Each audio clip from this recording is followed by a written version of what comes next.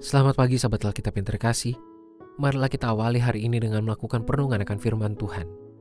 Bacaan Alkitab kita pada hari ini berasal dari kitab Yeremia pasalnya yang ke-31 ayat 35-40. Beginilah firman Tuhan yang memberi matahari sebagai terang di siang hari dan menetapkan bulan dan bintang-bintang sebagai terang di malam hari.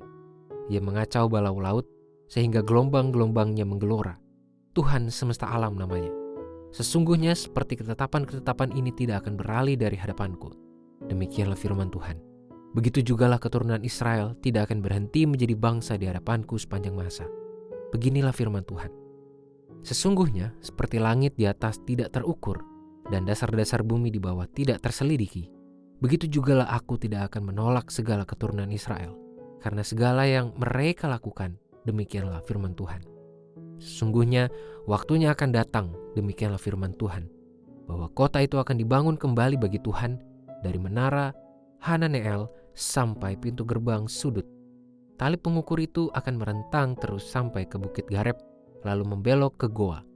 Seluruh lembah itu dengan mayat-mayat dan abu kurbannya, dan seluruh tanah di tepi lembah Kidron sampai ke sudut pintu gerbang kuda ke arah timur akan menjadi kudus bagi Tuhan, dan tidak akan dihancurkan atau dirobohkan lagi untuk selamanya.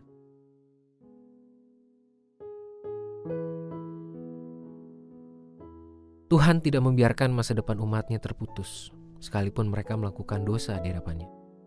Inilah fakta menarik yang muncul dalam narasi kesaksian di Alkitab, yakni bahwa Tuhan tidak melepaskan umatnya begitu saja, meskipun mereka sudah dipenuhi oleh keberdosaan. Bahkan sesuai dengan perkataan firman Tuhan dalam kitab Yeremia ini, Tuhan sendirilah yang akan membangun ulang kota kediaman umatnya, dan secara spesifik merujuk pada titik-titik lokasi tertentu dalam wilayah kota Yerusalem. Tentu pemaknaan yang muncul dalam perkataan ini tidak terjadi secara harfiah, yakni Tuhan yang membangun kota fisik secara adikodrati maupun sekejap dalam satu momen singkat. Nubuatan tersebut memiliki nilai yang jauh lebih dalam, luas, dan bersifat kekal. Firman ini sedang mengingatkan umat Tuhan, sekaligus mengukuhkan ulang sosok Tuhan pada benak dan hati mereka, bahwa Tuhan adalah sang sumber dan pemelihara kehidupan. Tuhanlah satu-satunya pihak yang dapat membangun ulang kehidupan mereka, dan Dia melakukannya bukan dengan tujuan yang temporer, melainkan kekal. Hal ini tergambar melalui keputusan Tuhan untuk terus memelihara umatnya ketika Ia berkata, "Sesungguhnya seperti ketetapan-ketetapan ini tidak akan beralih dari hadapanku. Demikianlah firman Tuhan, begitu jugalah keturunan Israel tidak akan berhenti menjadi bangsa di hadapanku sepanjang masa. Begitu jugalah aku tidak akan menolak segala keturunan Israel, karena segala yang mereka lakukan, demikianlah firman Tuhan." Perkataan Tuhan ini tentu tidak hanya berhenti pada ras atau bangsa Israel itu sendiri secara harafiah, melainkan Tuhan telah melakukan karya pembebasan untuk hidup kekal yang ditujukan bagi seluruh ciptaannya. Sebagai umat percaya, kita pun semestinya menyadari atas karya kasih Tuhan yang begitu besar dan tak terlampaui oleh ruang waktu kefanaan. Tuhan selalu memelihara kita di sepanjang waktu, meski kadang pemeliharaan itu terasa begitu samar dalam pandangan kita akibat berbagai persoalan yang terjadi.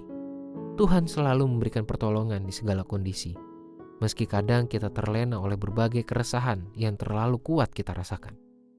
Kiranya permenungan firman Tuhan hari ini mampu kita resapi sebagai pengingat akan kasih dan pemeliharaan Tuhan di sepanjang sejarah kehidupan kita hingga hari-hari mendatang yang masih menjadi misteri.